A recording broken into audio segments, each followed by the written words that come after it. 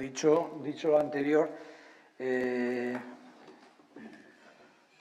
yo invito a que vayáis haciendo preguntas. Yo simplemente hago una pequeña puntualización primero. Cuando presenté, por ejemplo, a Sacha,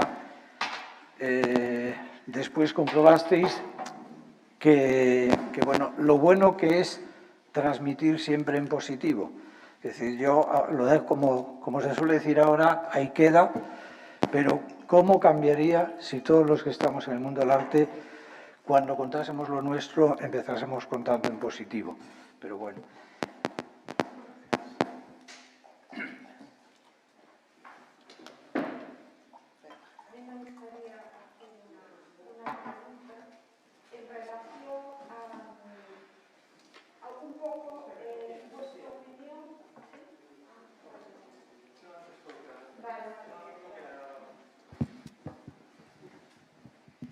Hola, buenas tardes.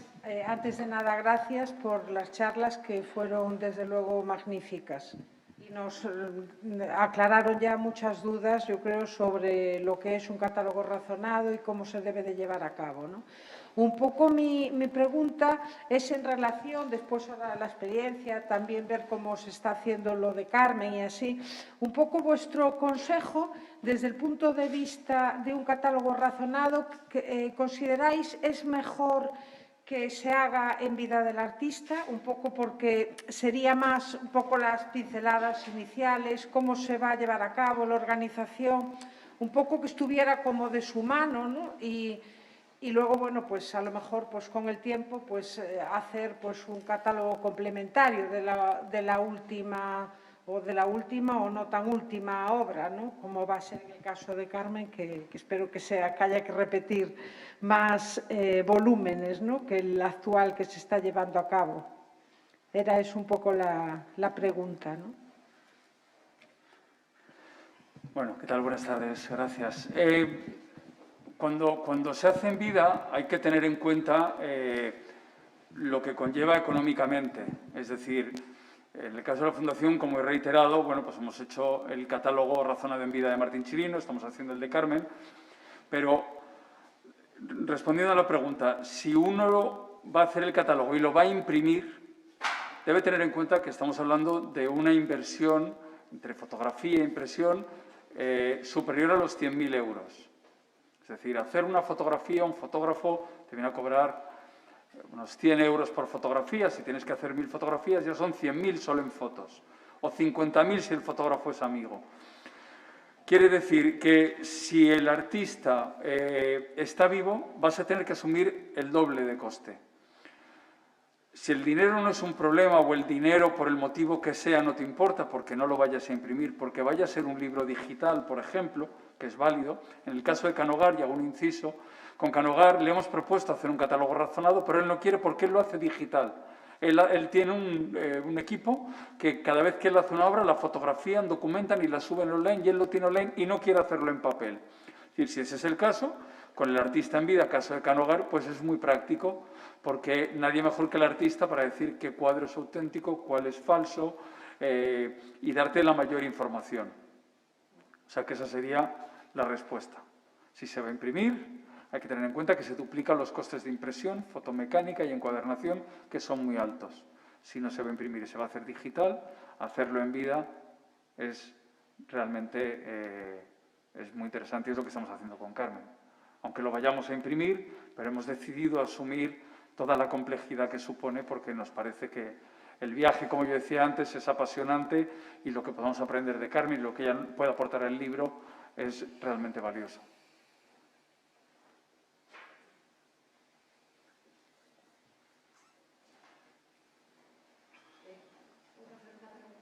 Sí. Había una pregunta por allí al fondo y ahora Pilar. Una pregunta. Bueno, yo soy de familia de Colmeiro, mi abuelo es Manuel Colmeiro, y estamos pensando en hacerlo ya con Miguel Fernández, hemos hablado varias veces, en fin.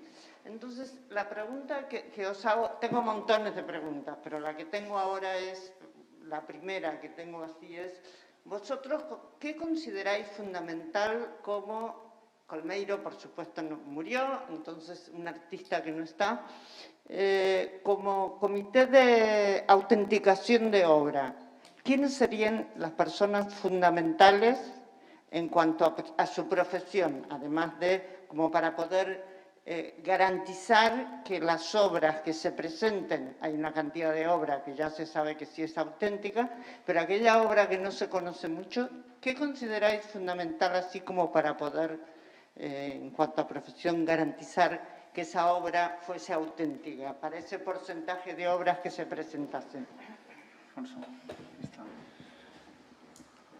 Bueno, los catálogos razonados y los comités de autentificación no tienen por qué estar relacionados, aunque se supone que el autor del catálogo razonado debería estar en el comité. Son dos temas diferenciados, tan diferenciados como que es muy frecuente que en catálogos razonados ya editados, estoy pensando en el de Millares, muchas veces los propietarios, coleccionistas, casas de subastas siguen insistiendo en la certificación en este caso de la viuda, o en el caso de Millares del llamado Comité Millares. Es decir, hay ocasiones que aunque se haga el catálogo razonado, el Comité Millares sigue existiendo y sigue autentificando. Especialmente porque hay algunos casos en los que los catálogos razonados son dedicados a una parte de la técnica, imagínense a la pintura, porque es importante subrayar que los catálogos razonados muchas veces son mecanismos de exhumación de nuevas piezas, es decir, uno publica un catálogo razonado y 2 años después aparece un cuadro que ha estado en Estados Unidos perdido y nadie sabía de su existencia, y efectivamente nos enfrentamos a ese problema. Yo siempre recomiendo que los comités de autentificación sean cortos de personas, es decir, de integrantes del comité. Desde luego la familia tiene que estar en un lugar prioritario y luego evidentemente tiene que haber, en fin, bastaría con que hubiera 2 expertos. Antes he hablado de esa expertización que llamo, en fin, que se podía explicar casi excéntricamente, el crítico o críticos que hubieran estado cerca del artista en vida, los que no estando en vida sean expertos en su obra porque la han comisariado o se han enfrentado a ella críticamente, los que conozcan bien el arte de su tiempo, en especial en el lugar en donde ha residido el artista, donde ha desarrollado su obra, y finalmente si todas esas clasificaciones no pudieran cumplirse, pues con expertos en el arte de su tiempo, ¿no? Realmente antes dije que el artículo de Elena Bodmediano se llamaba Guerra a los falsos, porque realmente uno de los grandes temas del catálogo razonado es el descartar la obra, que a veces, iba a decir por riadas, en especial cuando los artistas son, en fin, a mayor éxito, a mayor encumbramiento, mayor número de falsos aparece. Claro, mayor es el valor y más fácil es encontrarse falsificaciones. Los artistas mediocres no los falsifica nadie y por eso es muy importante que existan comités de certificación. En fin, igual que hay modelos, otro día podemos hacer jornadas de comités de certificación. Lo digo porque la técnica va desde algunos comités de certificación. Bueno, muchas veces los comités de certificación tienen que tener auxilio jurídico, es decir, yo conozco algunos casos de personas que tienen cuadros falsos y han litigado contra los comités o contra los expertos. Y además es necesario el estudio de lo que podemos llamar los modelos de los comités de certificación. Hay algunos comités, por ejemplo, que destruyen las obras que no son consideradas auténticas. Y cuando el coleccionista deposita la obra, lo hace a sabiendas de que si no es expertizada, o como a veces decimos, no es apta para certificar, corre el riesgo de la destrucción. En fin, daría para otras jornadas de comités de certificación.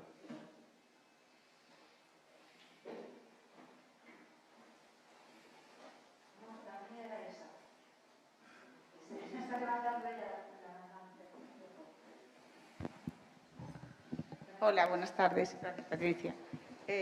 Muchas gracias a todos. Yo hablo como portavoz y viuda de la Fundación Manuel Moldes y entre una de nuestras prioridades a largo plazo, me imagino, por el valor que tenemos es hacer un catálogo razonado de su obra. Entonces, me gustaría, si podrías decirnos, qué pasos se pueden ir dando para ir avanzando en facilitar el trabajo de la gente que pueda hacer el catálogo razonado desde la propia familia. Hola, gracias.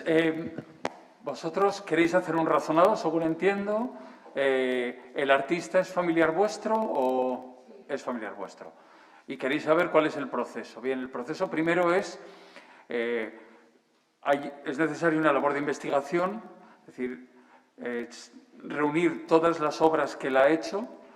Esas obras, que es una cosa que no hemos dicho, ni Alfonso ni yo, las obras no tienen por qué ser en el catálogo razonado todas, me refiero. Tú puedes hacer un catálogo razonado que sea solo de óleos, pero tienen que salir todos. Incluso los primeros óleos que hizo de los que se avergüenza tienen que estar.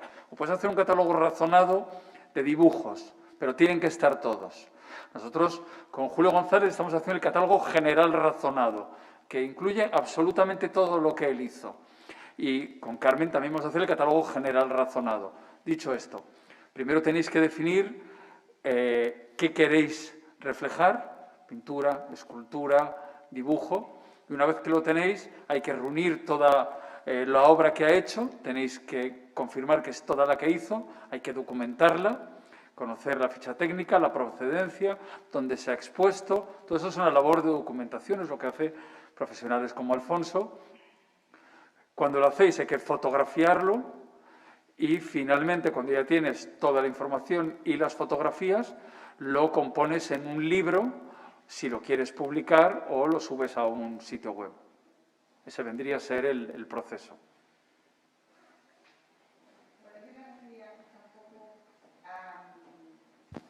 Al trabajo previo a ese, es decir, previo a la documentación y a fotografiarlo y a reunir toda la obra, que es un trabajo largo y laborioso y tedioso, me imagino, que lleva mucho tiempo, pues ¿qué manera se puede hacer para documentarlo? ¿De qué manera se puede documentar? Sí, Alfonso. Bueno, lo que hay que desplegar es una cuestión que es, podemos decir, de tipo de cuantificadora.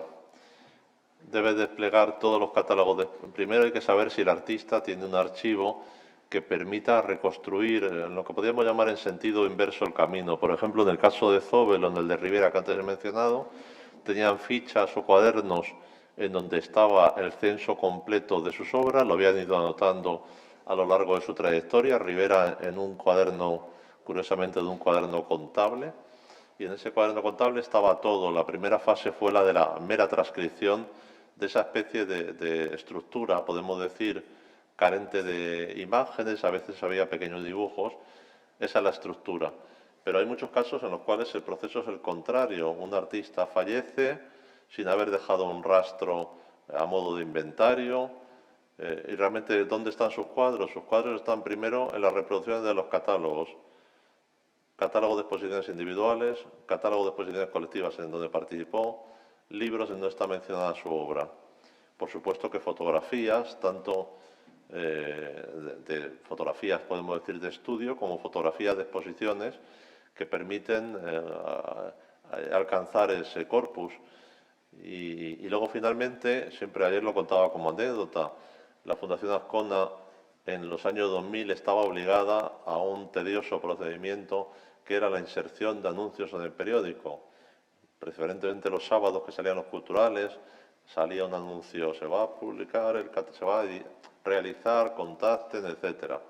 Actualmente, lo hablábamos también ayer, hay que ver la facilidad que hay a través simplemente de perfiles de redes sociales para comunicar al mundo que estás haciendo un trabajo y hacerlo de un modo periódico y comunicar que esa llamada a quienes puedan ser sus coleccionistas, aparte de que un catálogo razonado tiene luego un componente de detectivesco, es decir, si un artista ha estado en Buenos Aires y sabemos que ha expuesto en un museo y sabemos que luego, imaginemos, algunas de sus obras se quedaron en ese lugar, pues hay que acudir a la búsqueda de rastros, ¿no? ¿No? Es una labor muy parecida al de la búsqueda científica, al del investigador del delincuente, al de quien busca rastros y busca huellas que quedaron por el camino. Realmente es algo muy semejante.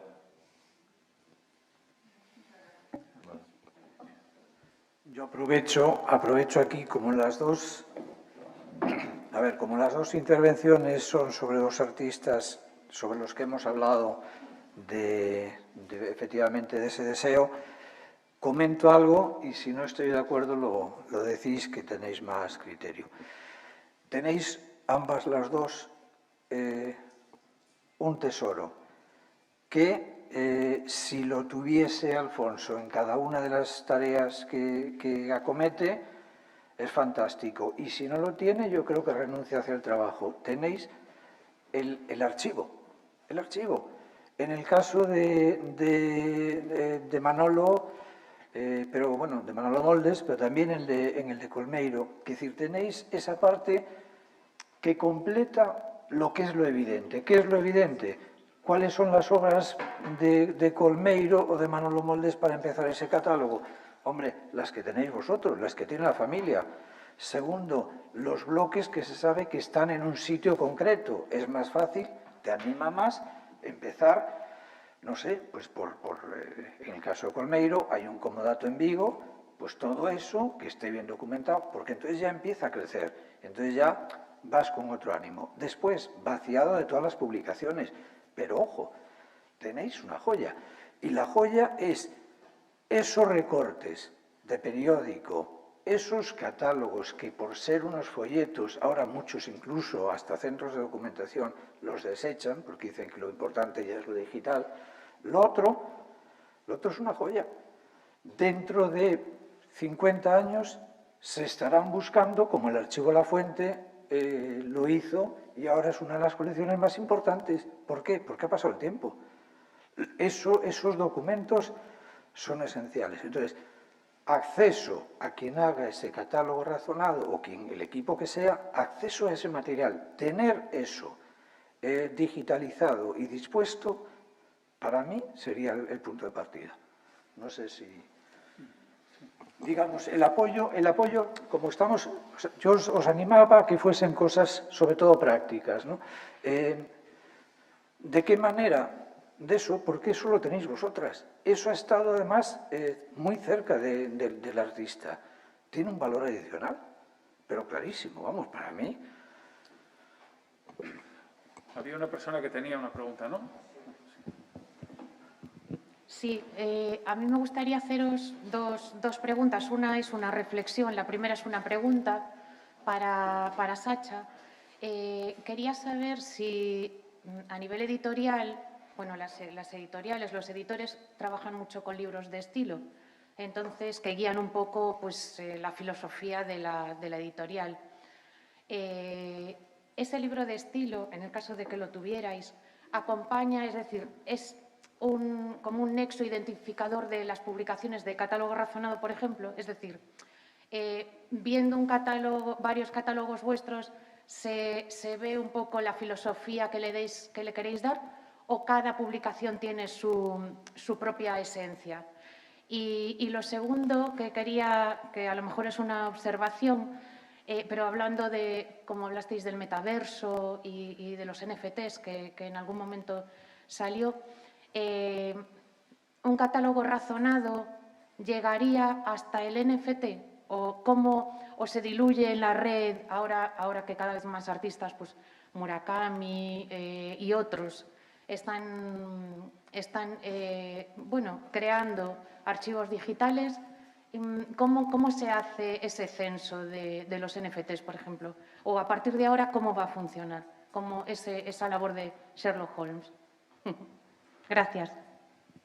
Bueno, pues, ¿quieres responder tú? Vale. Oye, dame un segundito. Esto es muy de Sacha, esta respuesta es de Sacha. A ver, Bueno, voy a hablar aquí, aunque no se oiga muy bien, pero yo creo que me oís. Cada libro tiene, si no, no sería lo que yo decía, un libro con vida propia, pero sí hay elementos que son comunes a todos. Por ejemplo, el lomo que sea cuadrado, que aparezca el logo de la Fundación Azcona arriba, que se lea de abajo a arriba. Tienes la impresión a la francesa o a la inglesa, es decir, puede ir de arriba a abajo. ¿Esto qué permite? Permite que tú lo leas muy bien así, pero que cuando lo pongas en una mesa, porque es un objeto bonito, también lo leas. Luego también el formato, todos son 29 por 29. Luego, parezco un vendedor de enciclopedias caseras, ¿no? Aquí aparecen todos los países, hasta el año pasado. Luego procuramos que tengan un entelado, aunque puede cambiar, en el caso del Brosa no lo tienen. Nos gusta que tengan la firma del artista y luego sí hay un formato común que es que tenemos los códigos QR con la traducción. Antes lo hacíamos incluyéndolo en el libro, pero eso lo encarecía porque había que meter páginas. Y el código QR también es lo que hemos utilizado en el libro de Canogar, como he dicho antes, que al final del libro hay un código QR que lo escaneas y te lleva al documental que hemos visto. Entonces, lo que hacemos es incluir siempre los títulos, los textos institucionales al principio, porque normalmente lo que hacemos es colaborar con museos. Aunque nosotros hacemos el libro, pero hay museos que ponen su sello como un marchamo de calidad. Lo hacemos con el IBAM, con el Reina Sofía, con el Museo de Bellas Artes de Asturias, por ejemplo, con la Diputación de Granada. Por lo cual, resumiendo, eso serían los elementos que sí son comunes a todos los libros. Y después de los textos institucionales, hay un texto del propio autor que explica cómo ha hecho el libro, que te explica por qué la ficha es más o menos larga o más o menos de esas características. Y luego ya finalmente viene el libro. Esos son los elementos comunes que tienen todo. Pero luego, pues, suele variar. A veces la sobrecubierta cambia, a veces no hay sobrecubierta, a veces no hay tela. Pero esos 5 o 6 que he dicho son los elementos comunes. Respecto a los NFTs, es algo que hemos estado viendo. Y yo, de hecho, he estado hablando estas semanas pasadas, las últimas semanas, he estado viendo también cómo convertir, cómo transformar nuestros libros a NFT, pero la realidad es que ahora mismo es algo muy complicado por derechos de autor de fotografías. He estado hablando con Begap, he estado hablando con Christie's, con Sotheby's, de hecho antes de ayer con Christie's. Entonces, es un tema en el que no queremos entrar de momento. Nos parece que está demasiado en pañales. Sí es cierto que me refiero en pañales a la parte de autoría. No quiero soltar aquí un rollo sobre los NFTs, pero cuando se trata de obra original, de alguien que hace un dibujo, esa persona puede venderlo, no hay ningún problema porque es su obra. Pero si tú haces un catálogo razonado, cuando nosotros hacemos un catálogo razonado de Maruja Mayo, hay que pagar a la Begap, que es la que gestiona los derechos. Nosotros siempre le pedimos a los herederos que tienen que renunciar a los derechos, porque si no ya el coste sería inasumible. No podemos pagar encima por cada fotografía. Entonces los herederos lo asumen, renuncian a los derechos y Begap no nos cobra. Pero en los NFTs, si bien es cierto que no hay legislación que obligue a Begap a cobrarte, no está claro si la sucesión Julio González, por ejemplo, o la asociación Picasso, te pueden llegar y decirte, señores, por haber hecho esto, me tienes que pagar. Entonces, en lo que no es obra original propia de un artista, ahora mismo está muy oscura la legislación en cuanto a derechos y en cuanto a reproducción. Y no está muy controlado tampoco el límite que tú puedes tener a la hora de poner un catálogo NFT a la venta o de poner unas obras. No se sabe muy bien el control que tú puedes tener. De hecho, el fin de semana pasado, una de las plataformas que vendían NFTs ha cerrado y ha borrado la mitad de sus archivos porque eran todo copias. La gente que decía que vendía un original estaba vendiendo una copia. En resumen, es demasiado pronto. Nosotros seguimos siendo fans del papel, nos gustan los libros en papel, subimos las traducciones a la web, pero seguiremos haciendo en papel, ese es nuestro interés.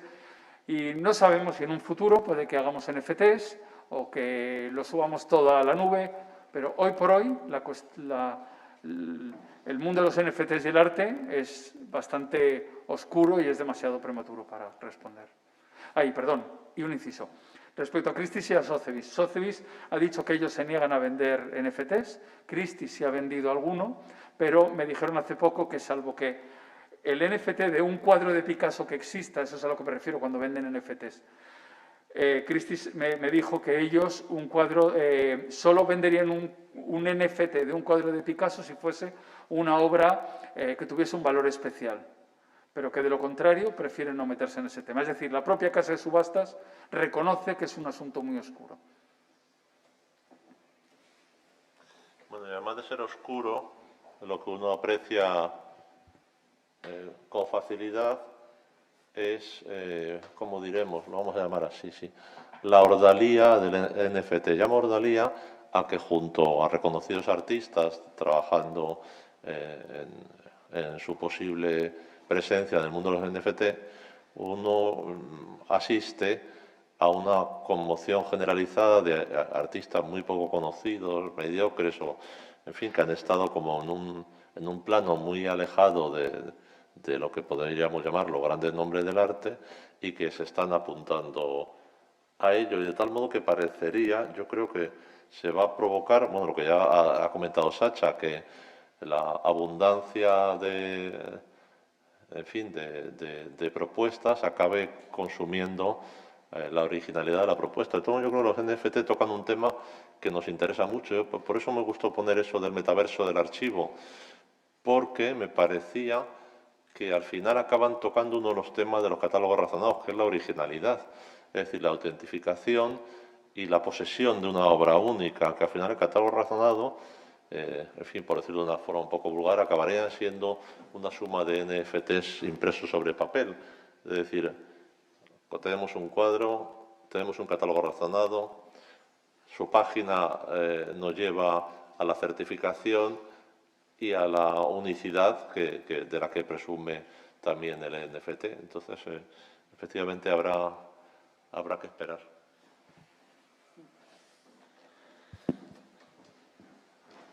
Y luego hay que añadir una cosa que se me olvidaba, que es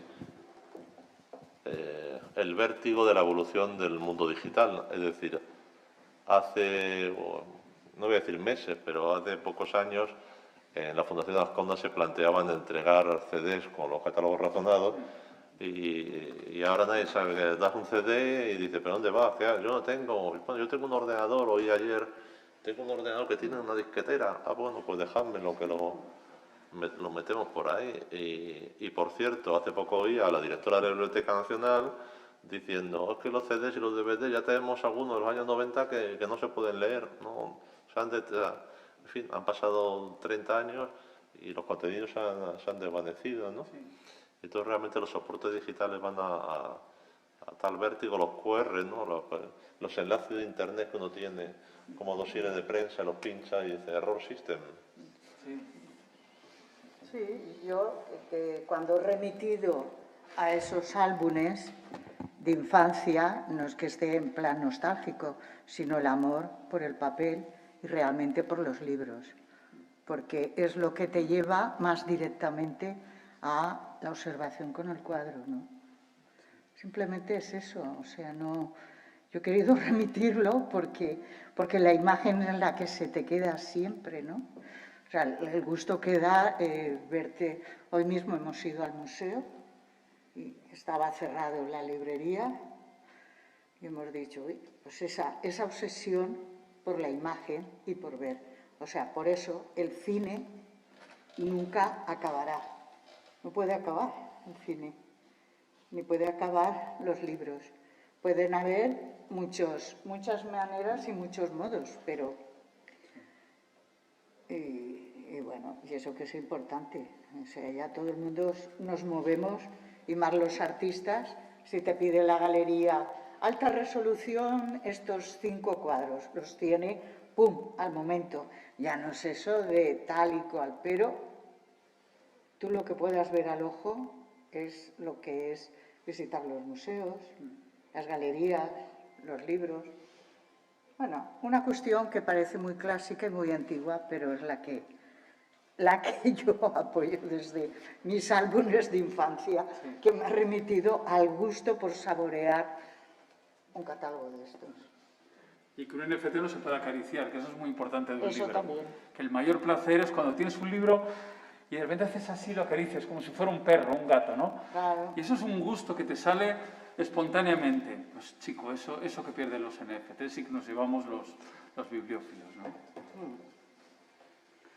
Sí. Bueno. Hola, buenas tardes. Soy Patricia Padorno, hija del artista Manuel Padorno, responsable de su legado. Falleció en el 2002 y llevo desde el 2008 trabajando en su legado, que es doble artístico, es pictórico y poético. Estoy ahora mismo trabajando en el catálogo razonado. Mi padre pintó unas 375 obras sobre lienzo y numerosas obras sobre papel, que todavía no tengo catalogada. Y me siento muy identificada con lo que estaban hablando de primero el amor al libro y la pasión por la edición, porque mis padres fueron, en primer lugar, editores, tuvieron la editorial Taller Ediciones JB, y esa pasión nos la ha transmitido a sus hijas, a mi hermana y a mí, y es la que intento volcar siempre en las cosas que hago con el legado de mi padre. Una anécdota: mi padre, recién recibido los libros que publicaban, lo que hacía era tocarlo, olerlo, ponérselo delante para disfrutarlo. Era algo mágico casi.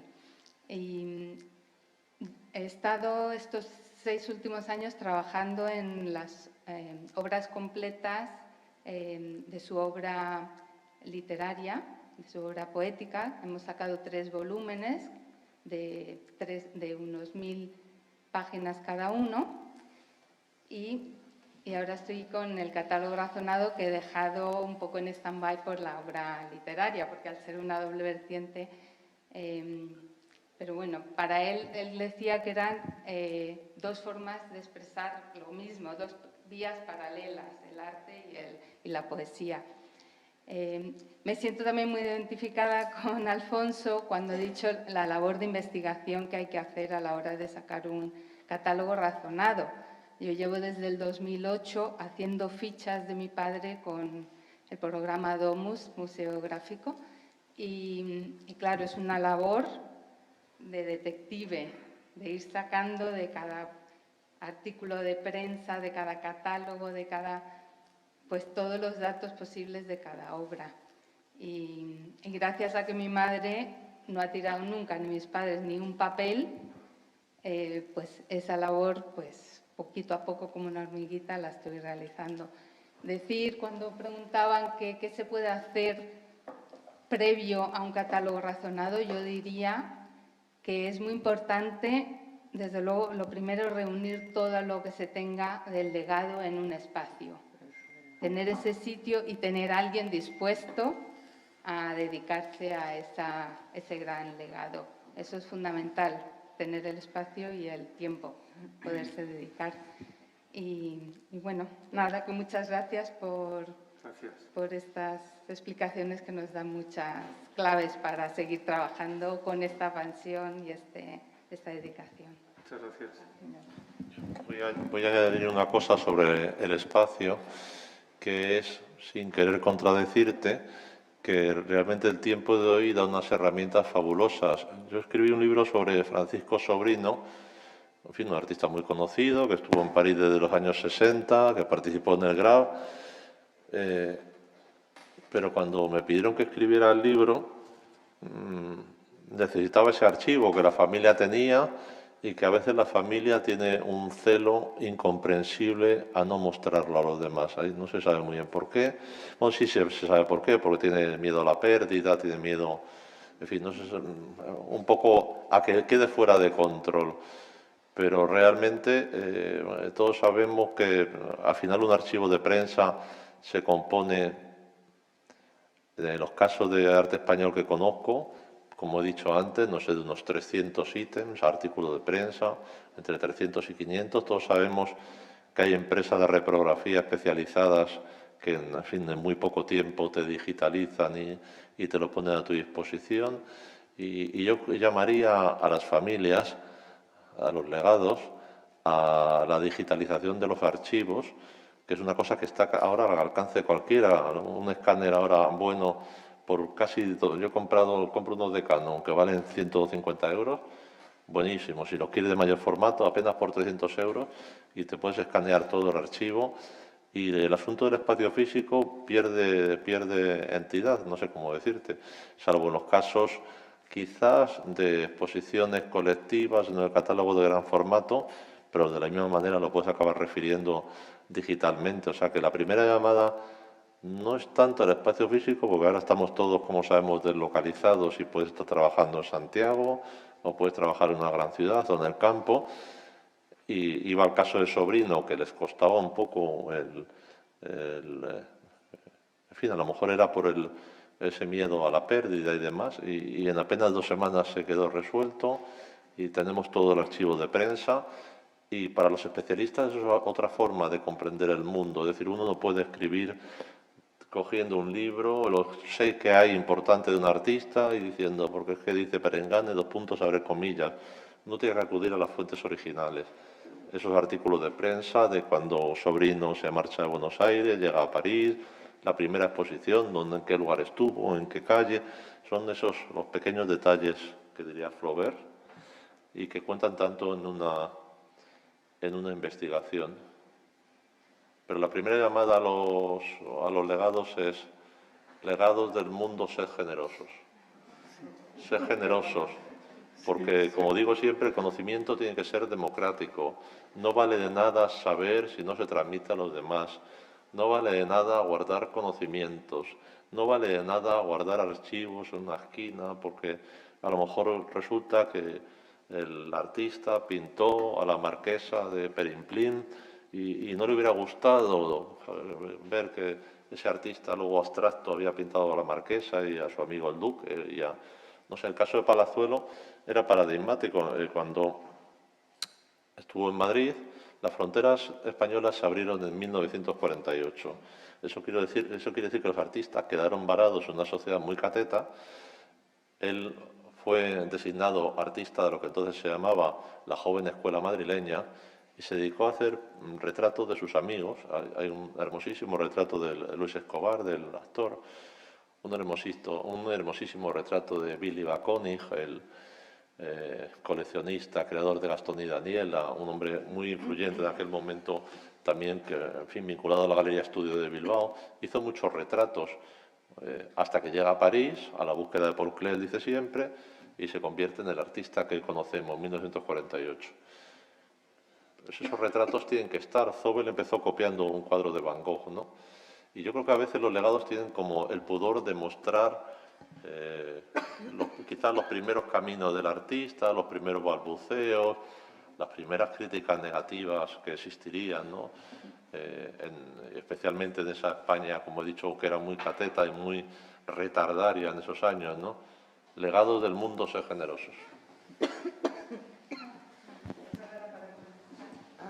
Solo decir que en nuestro caso creo que sí somos generosos en el sentido de que tenemos el espacio Manuel Padorno al que puede venir el que quiera, están todos invitados. Y también decir que, por ejemplo, en nuestro caso hemos donado nuestro legado a la Fundación Jorge Guillén, que es la que,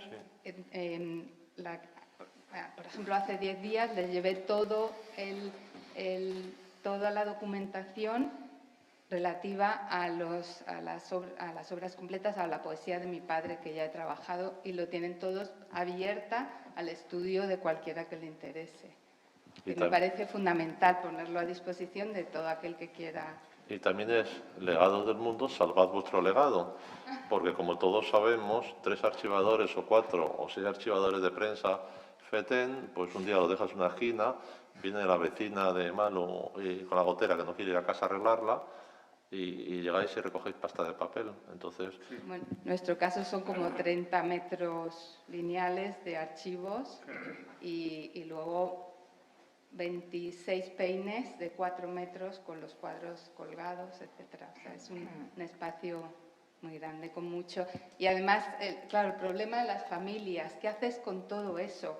Normalmente está repartido en muchos lugares porque no te cabe todo en tu casa, porque van dejando estudios y entonces por eso yo decía que una labor importante es reunir todo en un sitio, en un espacio, para poderlo revisar tranquilamente, con tiempo y dedicarle lo que se merece.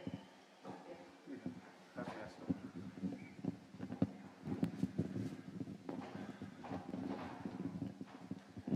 Hola, buenas tardes. ¿Qué tal? Mira, yo te quería hacer una pregunta, Sacha, Sí. porque has hablado mucho de la calidad de reproducciones. Sí. Cuando te enfrentas a un catálogo, a veces las obras no existen, sobre todo si son de las primeras épocas, se han perdido, no están localizables. Y te enfrentas a veces a reproducciones que son de negativos, mal conservadas. En ese caso, ¿cuál es el límite de calidad para reproducir? ¿O es preferible no hacerlo? El criterio que nosotros seguimos, gracias por la pregunta, el criterio que nosotros seguimos es, la orden que yo doy a la imprenta es, la foto sale esté como esté. Es el mío. Es decir, ¿qué es una foto mala? Es una foto mala.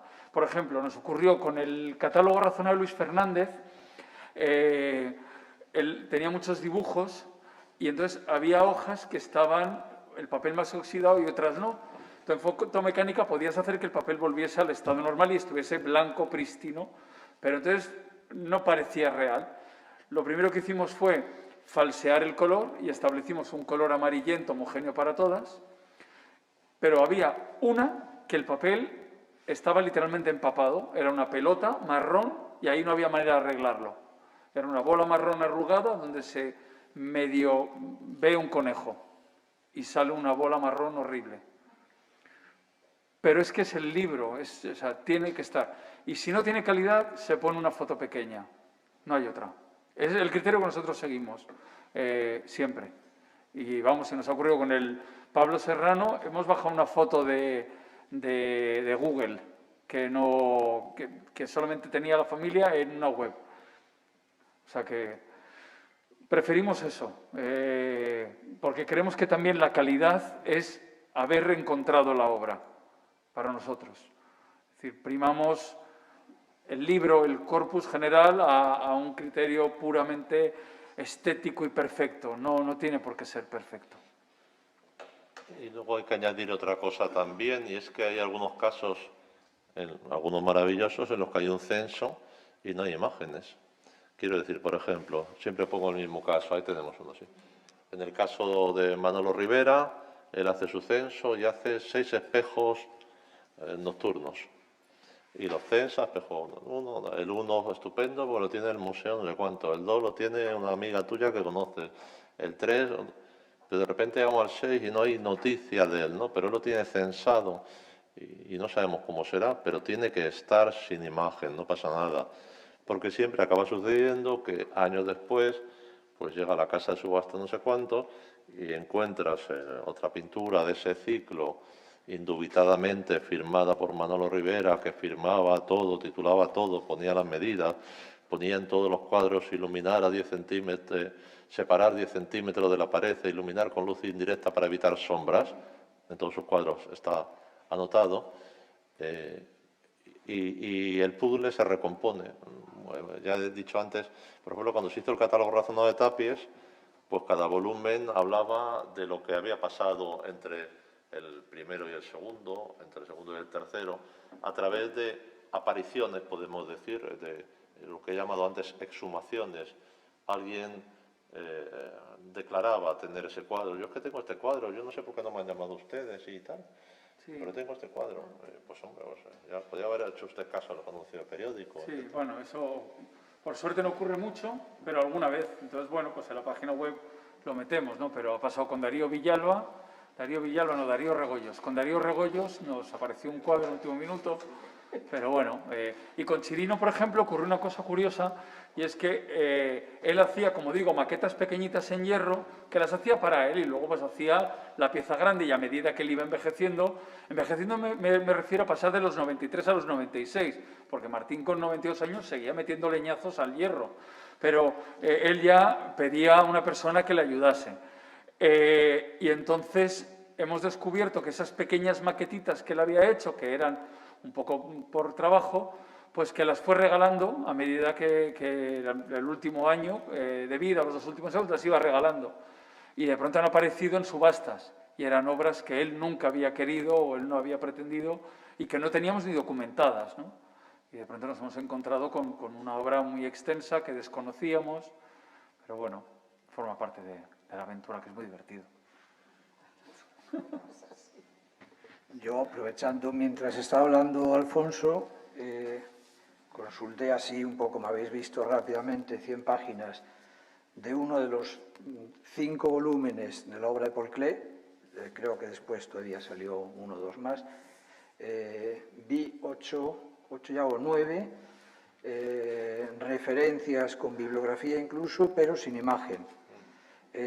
Yo recuerdo catálogos razonados en los que incluso se diferencia, que ya es un poco la precisión, poner una mancha, simplemente un fondo, cuando se saben las medidas de la obra y nada cuando no se saben. Es decir, ¿por qué? Porque todo esto, lo decía muy bien Alfonso, todo esto es un catálogo razonado, te descubre a otro artista. A partir de ahí, tú lo ves en su totalidad y entras sin entrar por lo que los otros han indicado cómo debes entrar.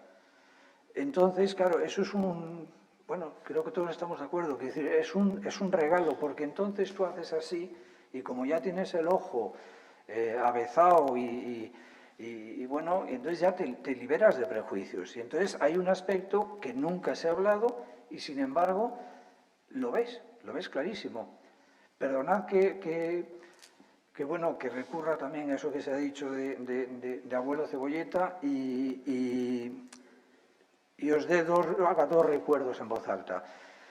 Una persona maravillosa, Javier Mazariegos, que se había enamorado del personaje y del artista Rafael Baiseras. Vivían los dos en Segovia. Hizo no un catálogo razonado, pero casi. El catálogo más completo de toda la obra de Rafael Baiseras. Bueno, no lo conoció. Él después decía, es que yo a veces salgo a Segovia y lo veo. Dice, bueno, y nosotros nos lo creemos, es decir, porque llegas a tener como tal conocimiento, es decir, un catálogo razonado de estos es que te da, o sea, te dice de dónde está bebiendo, te dice por dónde está paseando, qué está mirando. El otro recuerdo, digamos ya autobiográfico, yo trabajé en la Fundación Torrente Ballester. Uno de mis primeros empeños fue recrear uno de los lugares de trabajo de Torrente. ¿Cómo? A través de fotos. ¿Por qué? Hombre, para mí es esencial. Un escritor tiene el rincón de trabajo y alguien que es especialista, le dejas ir a ver allí y entonces saber, cuando él estaba y se sentaba a la máquina a escribir, qué es lo que tenía aquí y qué es lo que tenía allí. Es decir, eso es básico. Inmediatamente te da un chorreo de información. Otra cosa que se podía hacer era simplemente digitalizar las dedicatorias. Claro, no es las dedicatorias sin más, es que a veces hay dedicatorias que según la fecha te sitúan acontecimientos. Bueno, en este mismo caso estábamos preparando una exposición. Claro, yo quería que hubiese una vertiente, si pudiese ser, digamos, plástica, y empiezo a encontrar carretes y fotos hechas por Torrente. Entonces, a partir de ahí, había unas que eran 2 fotos pegadas una sobre la otra y con un plástico y con celo. Por lo tanto, esas las estaba guardando para algo.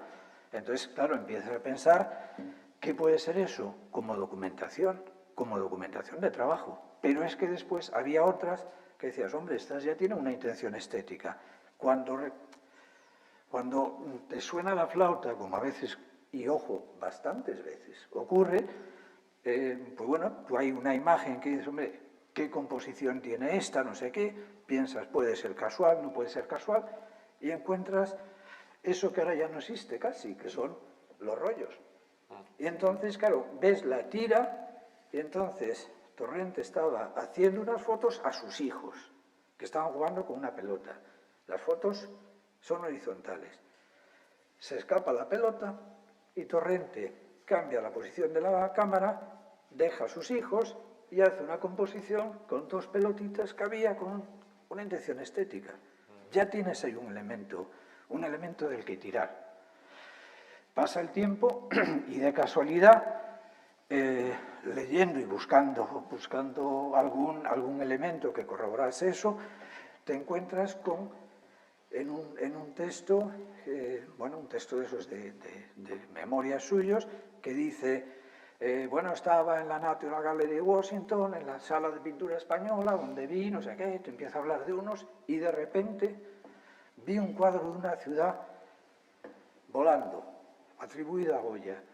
Entonces le saqué una foto y le dije a Fernanda, esto es lo que necesito yo para Campana y Piedra, que era como se iba a llamar la saga Fuga de JB, que la ciudad se dé una vuelta, que se escape por el aire. Entonces, de nuevo, casualidades, resulta que tienes un elemento para trazar como una línea de investigación. El catálogo razonado es que es así, es que los ves y es que hasta conoces un poco al personaje, siendo de otra época. Entonces eso es el lujo que tiene, vamos, para mí. Luego pesa mucho, eso sí.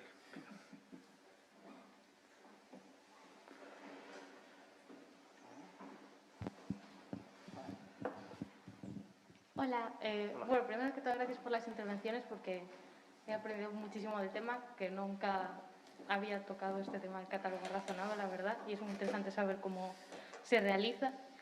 Y precisamente mi pregunta va sobre la realización y justamente la finalización, que me parece importante, creo que preguntaros cuándo se entiende o cómo se entiende que el catálogo está finalizado, porque como habéis contado, hay muchas veces en que aparecen cosas por sorpresa, cosas que pueden estar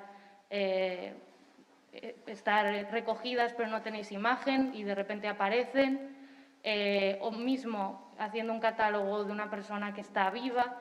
¿Cuándo se aclara que ese proceso de investigación por el momento para acabar ese catálogo ya está finalizado? En nuestro caso es el autor el que da por finalizado cuando te dice ya he documentado toda la obra que hay, en el caso de que el artista esté fallecido, ya lo he documentado, yo creo que ya no va a haber más. Y hay un momento en el que acuerdas cerrarlo, porque evidentemente va a seguir habiendo subastas donde el cuadro va a cambiar de manos y es nueva información que deberías incorporar. Pero bueno, sencillamente estableces esa fecha de corte cuando él lo ha documentado todo. Y luego queda el proceso naturalmente, una vez que se entrega, todos los procesos que he descrito, y ahí pues inevitablemente cambian algunos datos. De repente hay una subasta y hay algún dato nuevo, que eso se incorpora al final. Cuando el artista está vivo, sueles establecer fases, básicamente. En el caso de Martín Chirino, fue un poco hablando con él y dijimos, bueno, ¿cuántas obras hay ahora mismo? Hay 500. Creemos que con 500 puede quedar un libro muy bonito donde pones una foto por página. Vamos a parar aquí. O sea, no hubo más, fue simplemente vamos a parar. No, lo vas viendo con el artista o él también te lo dice. En ese caso, a Martín le pareció bien, por el número de obras, creo que eran 515 más o menos.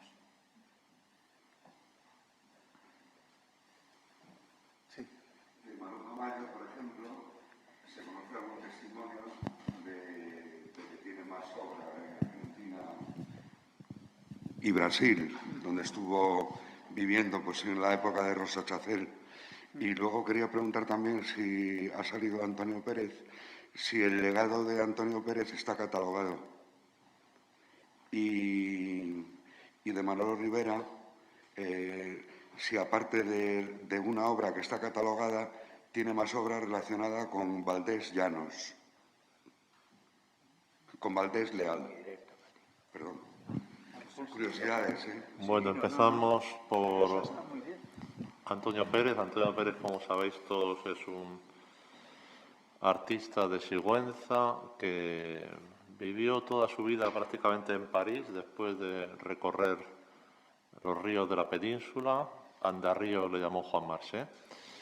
Y llegó en los años 70 de retorno a Cuenca después de pasar ciertas penalidades en la vida parisina que, en fin, se movían entre el conocimiento de las vanguardias, especialmente literarias, que visitaban el París de los años 68, 70, a la búsqueda de libros prohibidos. Él trabajó, fue colaborador de Ruedo Ibérico, trabajó durante mucho tiempo en una librería que estaba en la rue Saint-Séverin, que se llamaba La Joie de Lire, que viene al caso de lo que estábamos hablando hoy, la alegría de leer. Bien, y entonces en los años 70 finales llega a Cuenca, amigo de los artistas, especialmente de Antonio Saura, y entonces recopila una colección de objetos encontrados que componen su museo. En fin, hago todo este previo por si alguien no conociera a Antonio. Y los objetos de Antonio están recopilados en una tesis doctoral de Mónica Muñoz Bascuñana, que es quien ha ido censándolos, porque son objetos, podemos decir, complejos, porque ya sabéis que al ser encontrados, y luego se les otorga esa intencionalidad artística. Normalmente suelen ser homenajes, es decir, piezas que le encuentra, bueno, algunas son tan homenajes como que tiene un botellero que homenajea a Duchamp comprado en el mismo Hotel de Ville de París, donde Duchamp lo compra, ¿no? Es como otra forma de mirar las cosas. Y bueno, y su fundación tiene un buen estatus, en fin, ya sabéis que tiene un museo en el antiguo convento La Carmelita de Cuenca, en donde se puede visitar. Curiosamente este año estamos haciendo un proyecto expositivo, porque este año hace 50 años que murió Manolo Millares, uno de sus grandes amigos, y estamos haciendo ahí como un proyecto que recuerde la amistad entre ambos. Y finalmente no recuerdo que Manolo Rivera tuviera ningún homenaje a Valdés Leal, no lo recuerdo. En fin, hay que decir que Manolo Rivera se mueve más bien en un mundo lírico, podríamos decir, simplificando, no tan de pudridero, sino que es más bien un mundo, ya lo sabéis, de Granada, que mira las aguas, los estanques, los reflejos, la luz de la Alhambra, en donde se debe mover buena parte de su producción. Y luego también tiene otra zona, como podemos decir, existencial, más dura, más como más próxima a la violencia, podemos decir, algunos homenajes más sociales, ¿no?, a través de sus mallas metálicas. Y había otra pregunta más. ¿Creo? Sí, Maruja Mayo, con todos los libros, o con muchos libros, suele surgir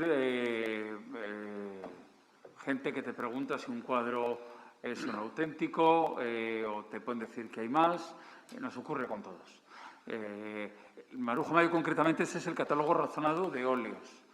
Entonces, nosotros lo que hacemos siempre es que lo remitimos al autor y a la vez lo remitimos a los herederos o a la sucesión que lo gestiona, y ellos son los que deciden. Nosotros no autentificamos obras, nosotros no damos nada por válido, nosotros recepcionamos un texto y luego, como he dicho, creamos un libro hermoso o un libro que respete el texto y lo ponga en valor. Entonces, en el caso de Maruja, esa es una cuestión que dejamos a los herederos. En el caso, por ejemplo, en el caso de Julio González, nos ocurrió que creo que en este tomo, en el 2, Tomás Llorens, él hacía capítulos, y había un capítulo de los retratos de una persona, creo de Marie Thérèse, creo que era. Y aparecían 12 y se muere Tomás y a la semana de morirse nos llama un coleccionista y nos dice, ya ves que yo tengo uno. Llamamos al estate Julio González, a los que gestionan el legado, y nos dicen que ese cuadro que no existe, que no es auténtico. Volvemos a llamar al propietario y nos entrega una pila de documentos y sencillamente era un cuadro auténtico que se le había traspapelado a Tomás Llorens y se le había traspapelado a la propiedad. O sea que escuchamos a todo el mundo, simplemente les ponemos y ellos son los que autentifican, siempre. Si se me permite, qué bonita la anécdota de Tomás Llorens con las fichas a lápiz, que es muy también con perdón, de otra época, haz todas las operaciones a lápiz y cuando las tengas bien las pasas a bolígrafo, ¿no? Entonces, claro, pusiste una imagen maravillosa que se veía incluso que había borrado. Y después esa otra parte de hacer las correcciones a rojo y tal, eso, o sea, ese es otro archivo que vamos, para el archivo La Fuente. No, me claro. Es que, a Tomás le creamos una aplicación informática, porque la secretaria se volvía loca. Le tuvimos que contratar a una documentalista que transcribiese todo eso y se volvió loca, me llamó y dijo, yo no puedo con esto, y tardaba los libros una eternidad y creamos una aplicación con casillas donde uno ponía título y lo ponías, ¿no? Y al final ella dijo, mira, es que no puedo porque cambia cada ficha, cambia todo, y era agotador. Y dijimos, mira, pues da igual. Y lo hemos hecho al final que lo termina y lo escribían a mano y pues así llevamos 20 años para hacer 4 libros, pero bueno, no pasa nada.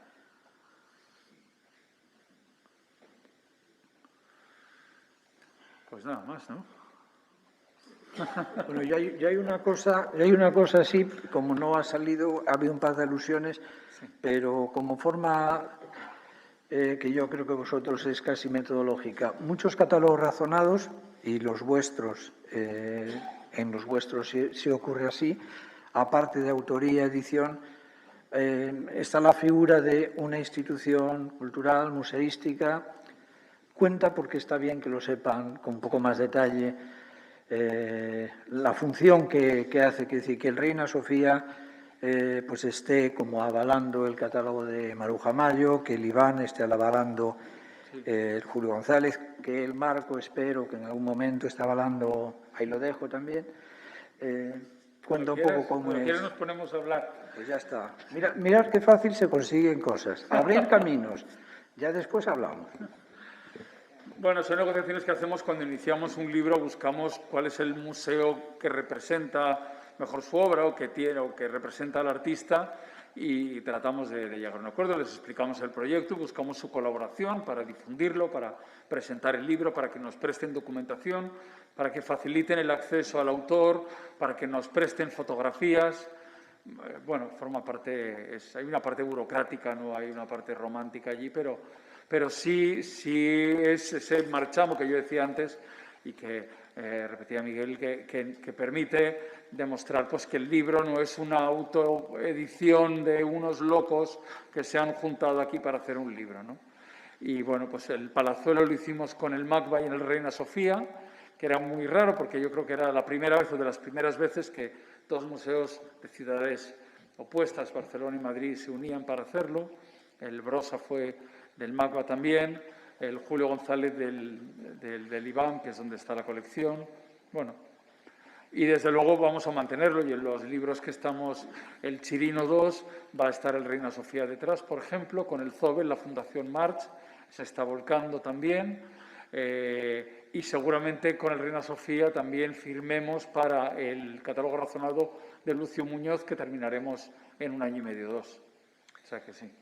Una cosa muy bonita que yo creo que antes no has dejado claro porque, en fin, porque lo va con tu conocimiento, pero que igual no lo has transmitido, que es cuando has dicho somos una fundación, bueno, evidentemente voluntarista en el sentido de que no tenéis beneficios, eso es muy importante porque cada vez que se dice 200, 250 euros, deben decir estos tíos se forran con los catálogos razonados. Sí. Pero realmente ya has contado muchas veces y yo he asistido a esas escenas que me cuentas de cuando las librerías te devuelven los catálogos razonados que han estado puestos para tirar prácticamente porque se han manejado y demás. Pero una cosa muy importante que es que cuando dices que no tenéis subvenciones, no solo no las tenéis, sino que no las aceptáis. No, es cierto, no las Es decir, aceptamos. cuando alguien dice, hombre, nosotros podríamos ayudar y tal, entonces siempre decís con todo criterio que queréis ser libres. Y que entonces, claro, realmente admitir, imaginaros, 10.000 euros de una institución para un catálogo o el 50%, aún peor, pues convertiría a la fundación en rehén de la institución. Empezarían los presidentes de tal sitio a querer escribir, los logos, el otro logo, el crítico amigo que tenía que escribir porque ya se pasaba por allí, etcétera. Y la Fundación Azcona quiere ser libre. Sí. Entonces, por eso no quiere dinero de otros. ¿O Sí, es verdad. Y así lo hemos hecho y así lo vamos a seguir haciendo. Y es, bueno, hacemos lo que queremos y cada libro lo hacemos como queremos, sí, efectivamente. Bueno, pues no sé si hay algo más, si no es una bonita manera de terminar. Bueno, pues muchísimas gracias.